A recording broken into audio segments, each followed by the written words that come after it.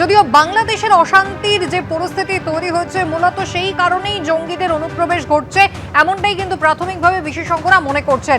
তবে কলকাতার police commissioner তিনি কিন্তু আশ্বস্ত করছেন বাংলাদেশের পরিস্থিতির দিকে কড়া নজর রয়েছে। ওপারের কোনো অশান্তি যাতে এপারে এসে না পৌঁছয়, প্রভাবিত করতে না পারে, তার জন্য সতর্ক পুলিশ।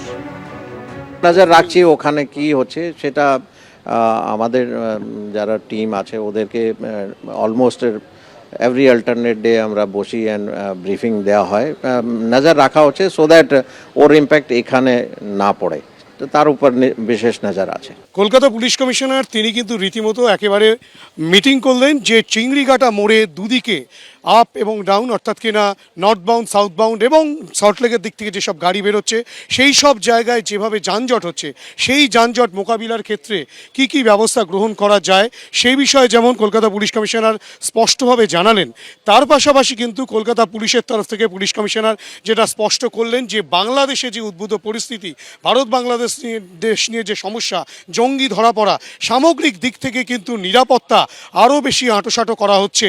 শুধু এসটিএফ নয়, কলকাতা পুলিশের বিভিন্ন গোয়েন্দারা তারা কিন্তু বিভিন্ন রকমভাবে নজরদারি রাখছেন এবং তিনি যেটা স্পষ্টত জানালেন যে আজ থেকেই যেহেতু 25শে ডিসেম্বর বড়দিন আসতে চলেছে এবং ফেস্টিভ সেশন শুরু হচ্ছে, সেক্ষেত্রে কিন্তু আজ থেকেই সেই বাড়তি নজরদারি চলতে থাকবে, তেমনটাই কলকাতা পুলিশ কমিশনারের কথায় স্পষ্ট।